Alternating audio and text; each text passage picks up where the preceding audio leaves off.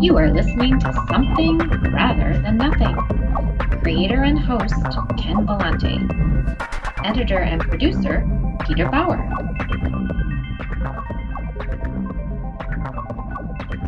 Sometimes, I guess I'm talking about popular culture, we're chatting this and that, and then it's like the philosophy question, and it's almost like it's like, why the fuck you just asked that? You know, it's like we were talking like all normal, and so anyways, however you want to handle it, the background for it is like I'd like to get into people, what people are creating, what they're into, all that type of thing, but also to get into some of the questions like, why are we doing this? What compels us to do it? And, just to have a good conversation around that.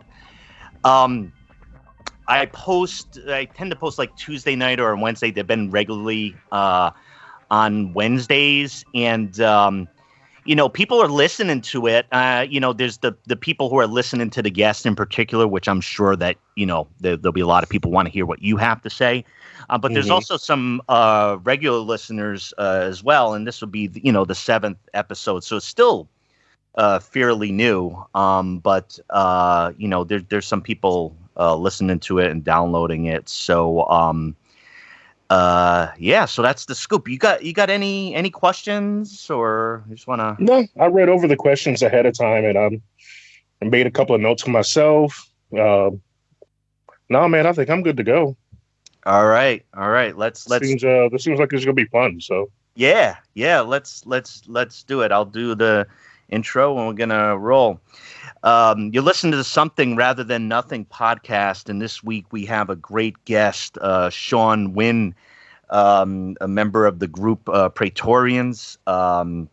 He does a lot of work creating art, being around art, enjoying art, comic books, graphic novels, music, and hip hop. And I can actually say that finally, this podcast is going to get into some conversation about hip hop, which is one of my great joys for a long time. Just wanted to welcome you, Sean Wynn.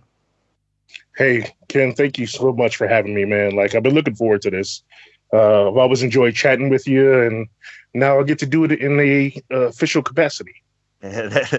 Yeah, thanks for being here. Our first question, which we tend to ask, is what were you like as a young human? What type of things were you interested in?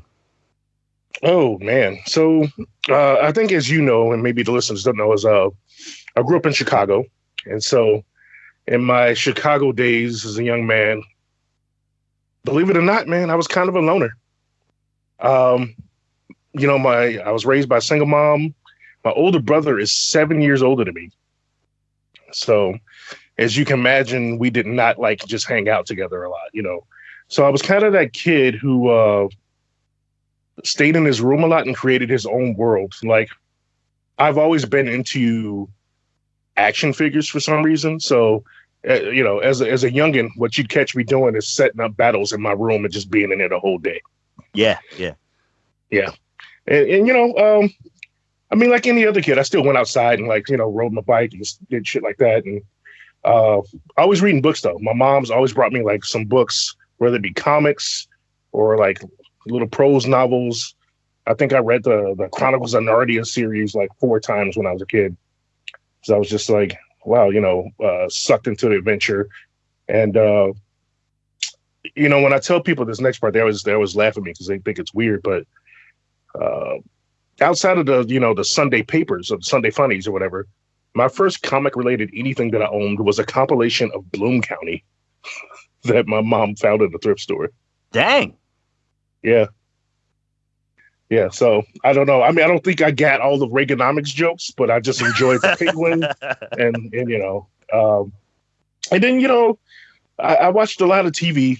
Most of it was probably stuff I wasn't supposed to watch, like Cheers and Soap and Benny Hill, the Tonight Show.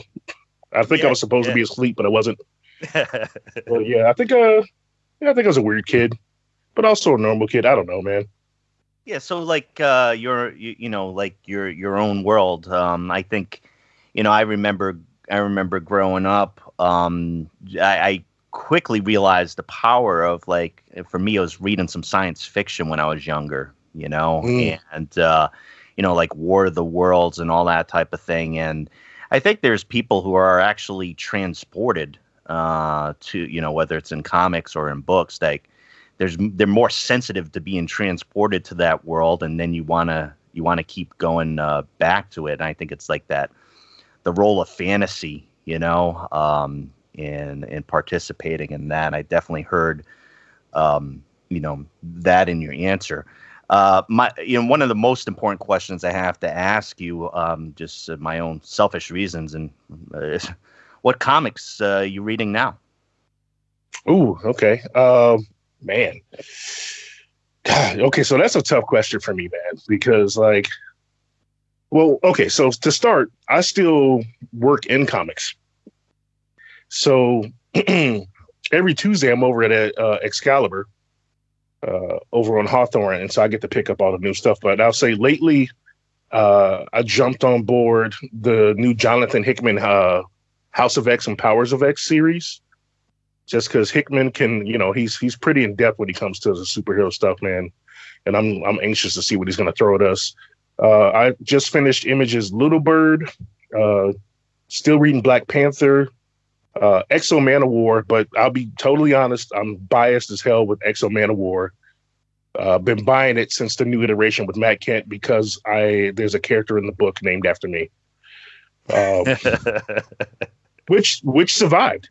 So the character Wynn is actually me, and it happened after I interviewed Matt Kent a couple years ago, and we just hit it off. I'm also reading The Wildstorm, and then pretty much whenever I'm at a comic shop, if I can find anything by Jeff Lemire, anything by David Walker, any art by Ibrahim Mustafa, any anthologies or historical adaptations, I'm probably going to buy it, especially if it's in hardcover.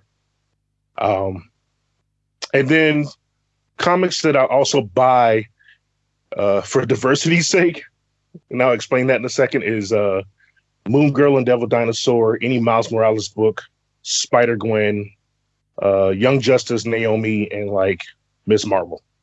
Just because, and honestly, I'm a little behind on most of the series, but I want to see them keep making them so they get my money. Yeah. I'm a couple of things I've heard, just some rave reviews about the Hickman work, and then I'm a little behind on that myself, but I know a lot of people are excited about that, and I do share the with Jeff Lemire, anything that he puts together. In fact, I saw somebody wearing a shirt that that I thought was of Black Hammer, and it actually wasn't. And I realized that there'd been some corruption in my brain where I was starting to see the characters in other places that that they weren't, and then you're a bit infected. I ran into Craig Thompson's Ginseng Roots. I'm not sure if you've seen that yet, where he talks about growing up in Wisconsin, and Wisconsin being the biggest importer for some time of ginseng out to China, and in some of the rural areas, in him growing up in Wisconsin and digging the ginseng roots and how long they take. I didn't know so much about ginseng, but it is. Yeah, it's a fantastic story. A little bit tough to find. I've read the first issue. I got to see him at the IndieCon that was there in Portland, where our friend Ethan Slayton was also there as well. Okay. Yeah, they had some great stuff. They had some great stuff there. And so, but in addition, one of the other things I wanted to pick your brain about was what type of music is interesting you now, and related to that, with you producing material with Preytorians, has there been a change as far as what you listen to or what you're connecting with? Well, to be honest, I think most people that are into music in general, man, there's no one genre that holds me. My heart is always going to be with hip hop for sure. But like, if you are a real hip hop fan, like a true to the heart, what the culture is about hip hop fan, then you listen to everything. And I've always listened to everything. Because like I didn't even get into like to hip hop until like I became like a teenager. Because before that, I was listening to like Chicago underground house. Because like I grew up being surrounded by DJs actually. In fact, one of my mom's best friends is was the world famous DJ Frankie Knuckles. Oh wow! So yeah, the underground Chicago house scene was like kind of where I grew up at, and that's all I did for a while. Then, of course, we had disco in the house, rock, classic rock. We even had some metal, folk music, whatever. If it was on vinyl, we had it playing in the house at some point. So, but what I'm doing now is as a hip hop enthusiast, I actually make it a point to study hip hop still, but not just American hip hop. So like every week I go through and I find, whether it be on YouTube, Spotify, whatever new hip hop songs I could find. But then I'll start looking for hip hop in other languages and other countries to see what has been adapted, what part they're at in the culture, if it's being represented properly.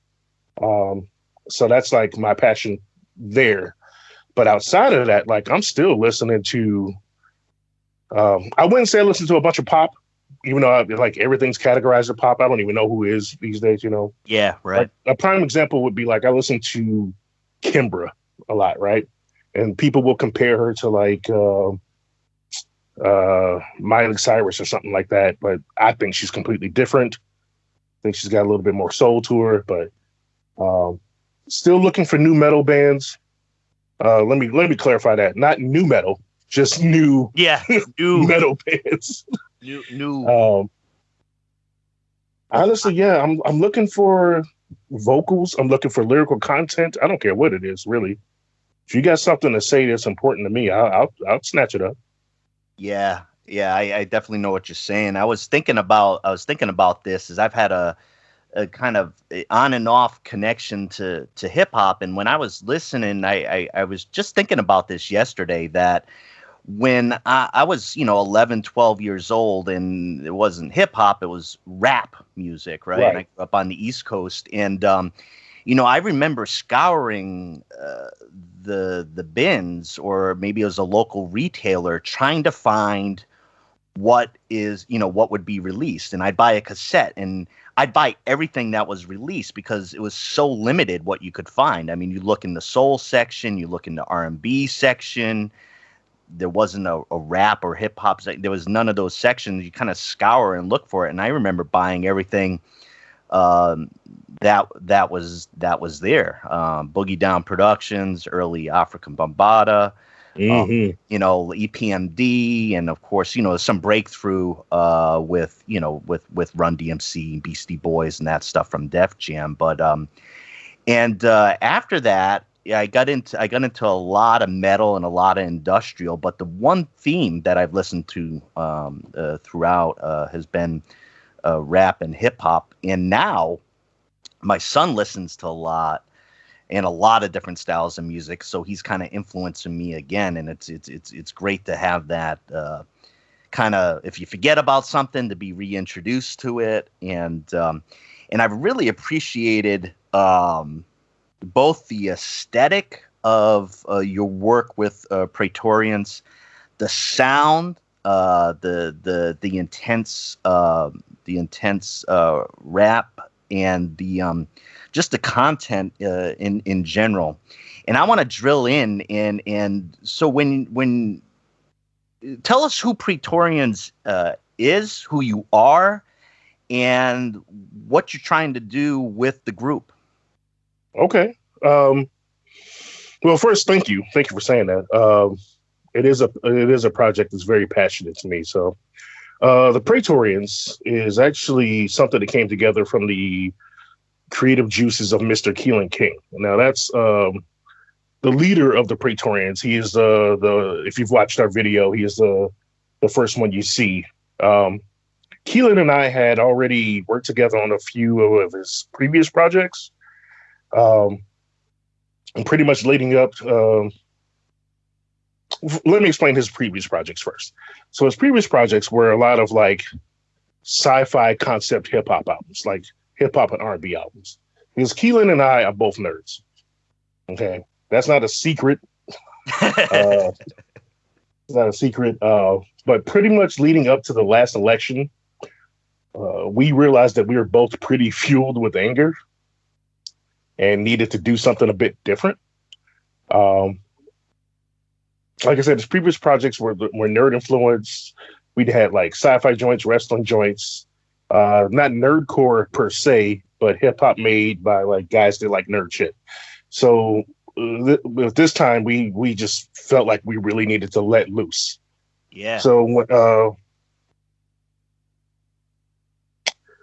when I say we too, I'm meaning a lot of my associates as well. We were facing like an old enemy in a new form at that time.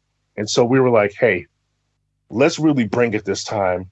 And he said, hey, Sean, how would you feel about making some songs that describe the feeling of being at war and facing an enemy, regardless of like who your enemy is? And I said, hell yeah, I'm on board with that. Let's how we go about doing this. And so we just started like thinking of a master plan, you know. And I contacted my boy Damon back in Chicago, who I used to rap with back there, because I know that he has the same mindset as Keelan and I. You know, it's like I know how he's feeling, this political climate. Right. He got lyrical skill. I hit him up in like 2 seconds. He was like, yeah, I'm in, son. What are we doing? Keelan came out with the master plan. He said, hey, we're going to do an album called War Music. I said, okay, what are we going to be called? And he was like, I feel like we are soldiers, and I don't want to pick any particular army, but we've been fans of the Preytorian Guard, but we didn't want to necessarily take or steal direct from history, so we switched it up a little bit, and now we are the Preytorians, an army that isn't from any particular time or place, but is fighting on the side of right, and that's just basically what we're about. So when we made War Music, we tried to make every song as if anybody could be this soldier that we are representing, that we are rapping as, facing whatever enemy you have, whether it be like, you know, the political climate or your shitty ass job. You know, whoever's opposing you from your beliefs or something you're trying to go after, that's what War Music, the album, is for. And that's why that was the whole base of the project there. Yeah, and that's I like as simple as and unapologetic as it is, and I really connect to that element of it, and of course the visuals with with the music video, but it's obviously right there in what you hear. I want to play a track off that, Sean, to give folks a little bit of taste of it. And okay. The track off War Music is called Dead, and I'm just gonna play it, and we're gonna listen to get the feel of Preytorians. Okay, let's do it. We gon' kill you tonight, we gon' kill you tonight, we gon' kill you tonight. Kill you tonight. We gon' kill you tonight, we gon' kill you tonight, we gon' kill you tonight, we gon' kill you tonight. Kill you tonight. We gon' kill you tonight, we gon' kill you tonight, we gon' kill you tonight, we gon' kill you tonight. Kill you tonight. We gon' kill you tonight, we gon' kill you tonight, we gon' kill you tonight, we gon' kill you tonight. Kill you tonight. The butchers are here, turn your body into meat products. I conglomerate is dominant if I'm being honest. Using body parts to beat bodies. Tie your dome to my spear when you're near it, but your army. We the best in this combat. And you can't clap back if you don't know where your arm's at. You see, our plan of attack was well made. You thought we was coming, but we been here for days. Watching you, clocking you, traps at the ready. One won't move your whole party of spaghetti. Medley, next we coming up on the treasury. Make you eat jewels past food and you're heavy. Take it to the lake, kick you off into the crevice. Make no mistake, they will document our presence. Residents will pray to the gods for our blessing. We shall oblige, taking eyes as a present. We will let you, leaving you coloring red. We will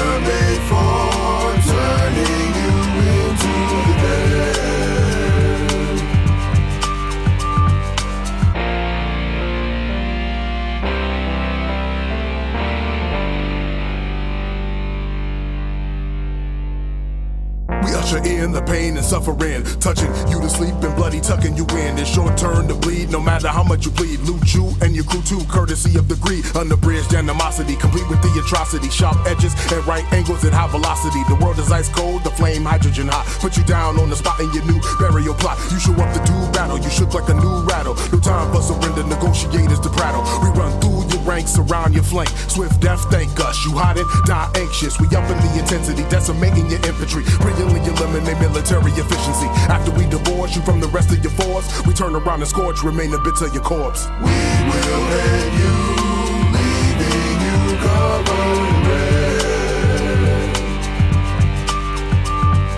We were made for turning you into the dead.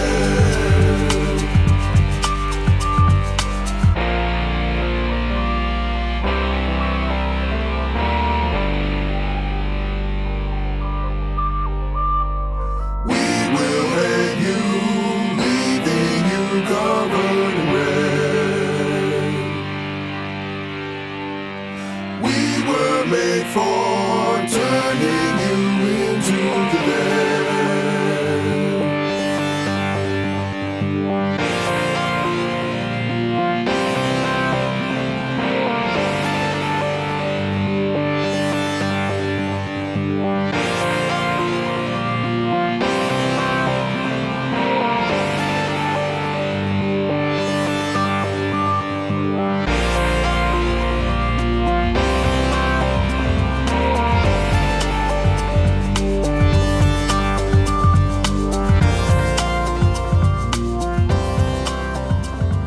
Yes.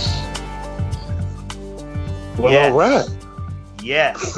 I tell you, I work in the, as you know, I work in for a labor union, and sometimes I feel the need, and I do have to lead the troops into battle. And I tell you, some of that music you got there it answers the question for me, right? One of the questions I've asked guests is when you create an art, you feel compelled to create something in particular. You've answered that question. I've heard that some kind of like-minded folks, you feeling frustration, some need to express something, get out some aggressions, and create that war music, right? Yeah. I mean, for sure, man. Like, that was definitely the basis for that particular project, but when I make other music too, like I'm still writing other lyrics that are just like about comic books, and Right. stuff like that. But Yeah. honestly, Go ahead. sorry, go ahead. When you're and so that was a particular, you're saying that there's this particular style and aesthetic that you're looking at with that. My next question has to do with in describing yourself as a geek, and I would do that for myself as well. Do you feel that whatever you're working on, whether it's this or other projects, do you feel you're creating that art from the outside? Do you feel you're creating it within geek culture? Do you think that do you feel the outsider or the otherness is driving the art, or do you feel a different way? Well, let me start by saying this. One, I've never actually felt like an outsider, me personally, because even when I was younger, like I never felt like I was supposed to fit in anywhere, so I just didn't, and I didn't conform to a lot of what other peeps were doing, and like.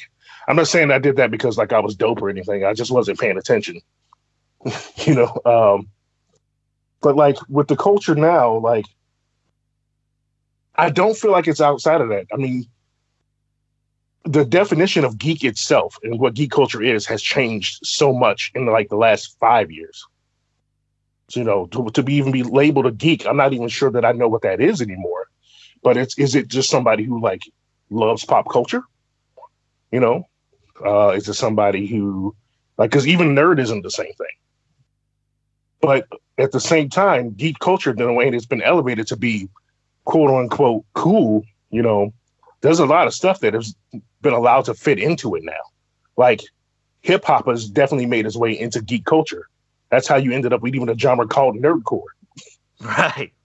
You know, so no, man, I don't feel like it's like at one point, yeah, this would have been like on the outside of that, and I probably would have had my own biases about even saying that I operate within it because of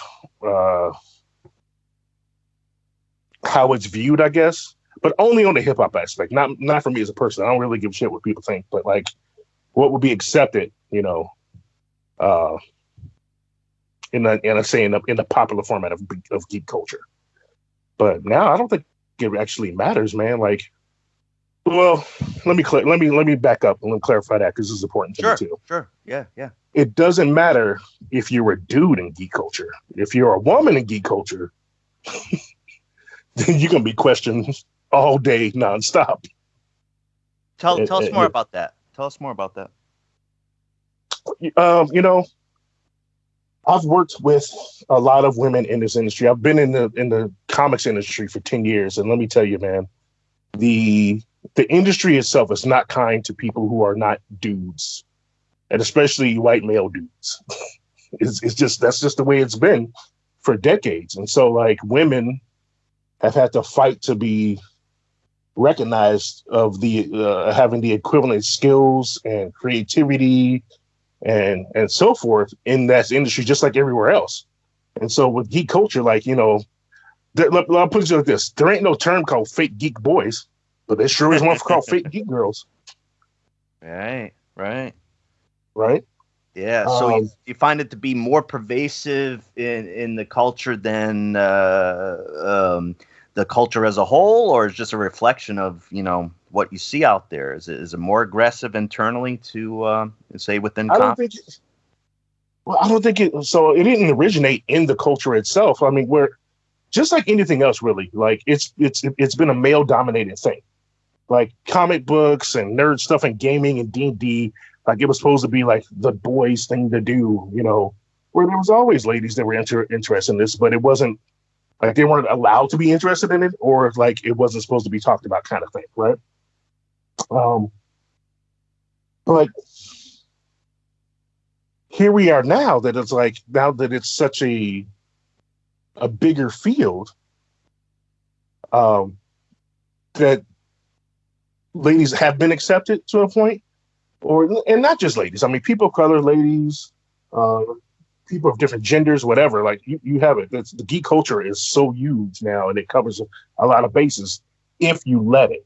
But there's still a big faction out there who do not want that at all, because they had this perception that it was only for them, and they just try to keep it that way.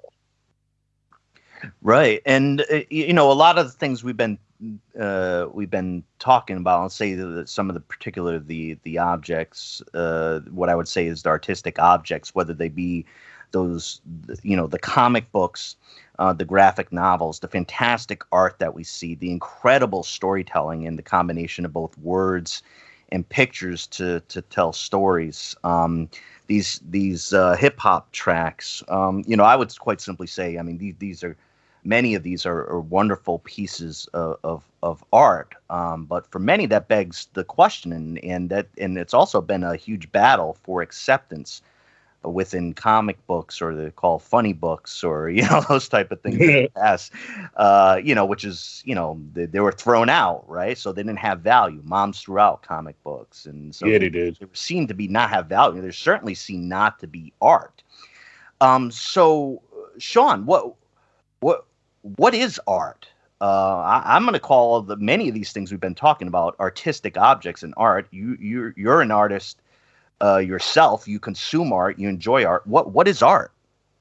Man, you know, I'm going to say art is you, man.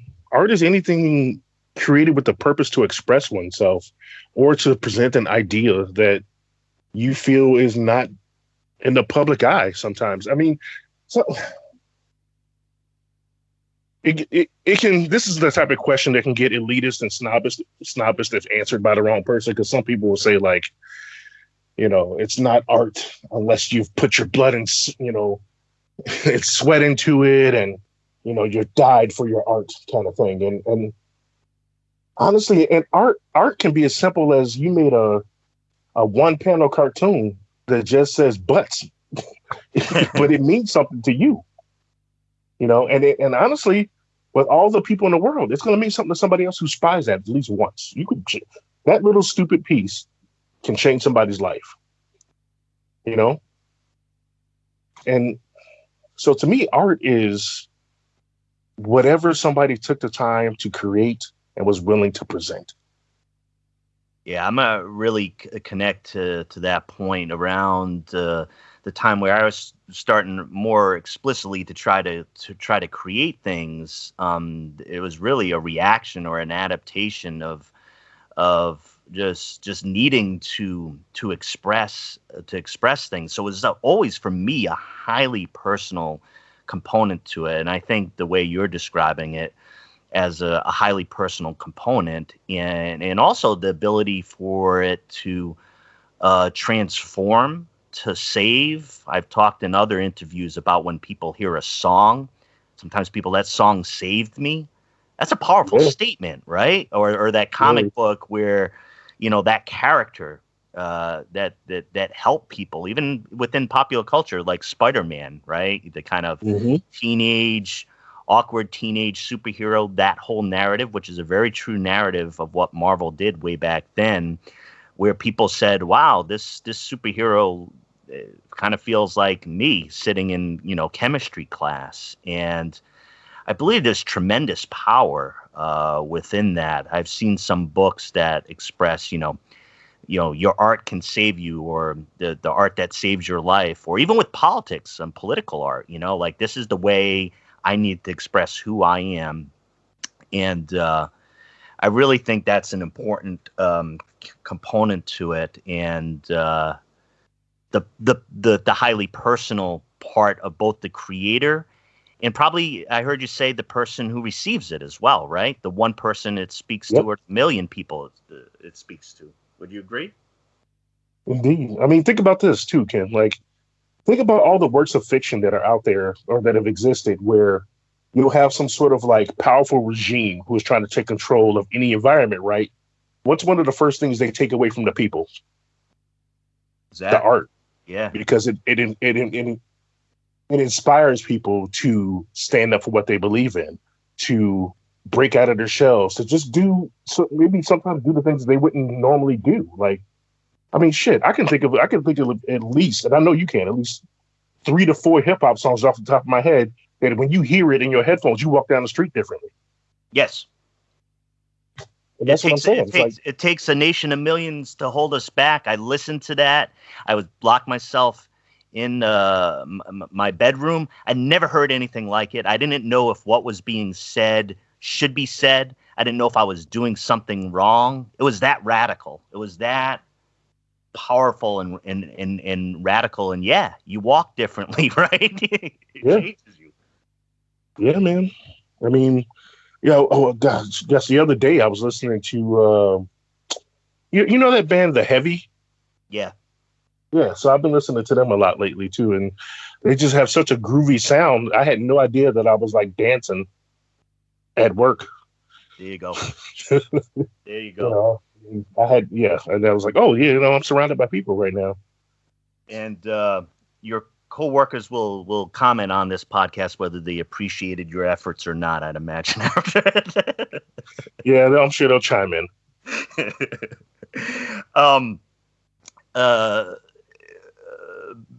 Big question here, Sean. Why is there something rather than nothing? And you can answer that in an artistic way. One of the ways folks have listened to the question, heard it, was when you're creating something. I mean, is that something completely new? Did it come from nothing, or just in general? In creating something, why are we doing it? Why is there something rather than nothing? Man, honestly, I say, what the hell does nothing get you? I mean, I'd rather have something that's a failure and haven't done nothing at all. I'd rather it like have put out something or release something that is just like, even if it's trash, than nothing, because like I can't live with what ifs, man. I can't do my life that way. And there's something, because people have to release, and whether it's like me where I'm making hip hop or doing all the other stuff I'm doing, like you got to put out some content. I don't care if it's a Crayola picture or if you're just like doing beadwork or something. Somebody has some sort of vice that they put out, and it's something. Because doing nothing, I think I imagine to make somebody go bananas, man.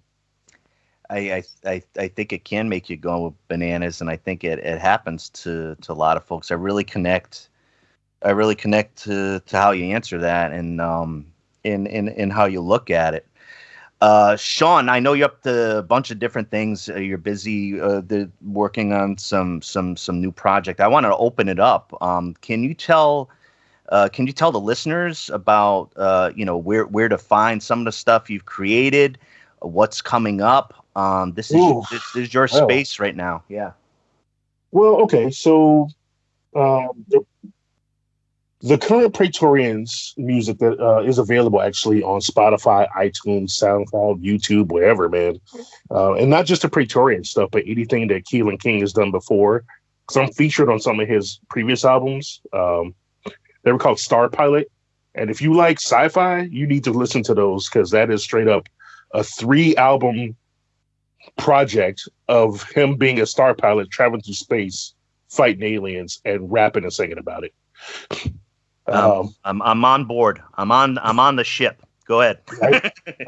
So yeah, you can find that stuff like listen on any music thing.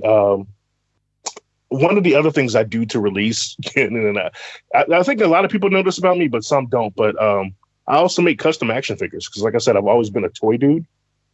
And so when I'm feeling creative juices and I'm like not really in lyric writing mode, I'll break out a box of action figures, and next thing I know, I've made like a new character, or I've made some toy that they're not making. Especially for diversity's sake, I tend to make a lot of female characters or people of color or whatever, because the big toy companies just aren't making enough for me right now. And then I don't know if this falls in under creative lines, but you know that I've been in comics for like 10 years. I was working at, TIFA and Dark Horse. About a year and a half ago, I parted ways with them to branch out on my own. So, I started a marketing consulting firm called Strange Solutions Marketing, and where we offer advice and marketing service to popular culture businesses. I mean, that's my wheelhouse, and I know business, so I combined the two, and we've been operating ever since. Yeah, and that's a release for me too. Yeah, I like that, and I like the title too. I think a lot of time in life I've looked to strange solutions to solve complicated and pernicious problems. I'm glad. Yeah, our whole stance is really like because there's a ton of marketing companies out there too, and those companies will give you the synergy talk and the statistics and all that. Not that we don't do that, but at the same time, I might think a little bit out of the box, because I've been on the ground, in this, especially in nerd culture, to see how things actually work. So I'm trying to offer that perspective. And, people can find Strange Solutions on Facebook, Twitter, Instagram, because we're at every comic convention. We're at all the nerd book signings and all that stuff. So, Sean, it's been a great pleasure to talk to you, and also to catch up with you. I mean, it's a good excuse for us to have a scheduled phone call at the very least. But the ability to learn about more what you're working on, and the things that you've done.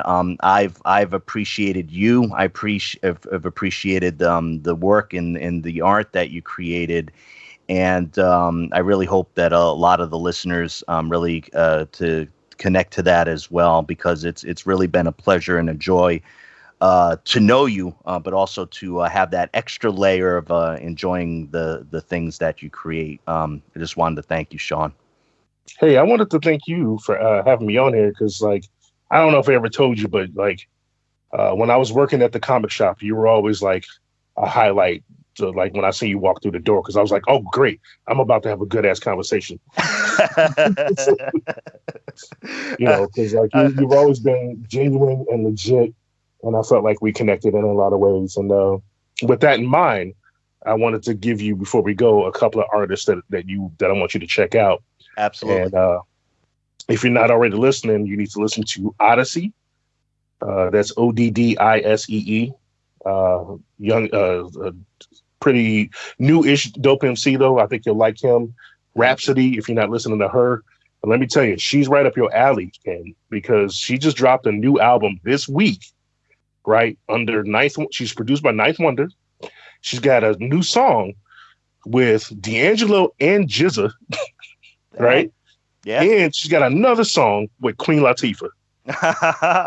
The Queen. All right. Right? Yeah, so check out Rapsody, Oddisee, and then there's a new Little Brother album that just dropped this week too. So that's your three. Thank you so much. I mean, even at the end of our time here, I get some nice gifts at the end, and maybe was my intent all along. I know what you're after. Thanks so much, Sean. Hope to talk to you again soon, and it's been a great pleasure. Likewise, thank you. Thank you. Take care now. Take care. All right, bye-bye. Okay. You are listening to Something Rather Than Nothing.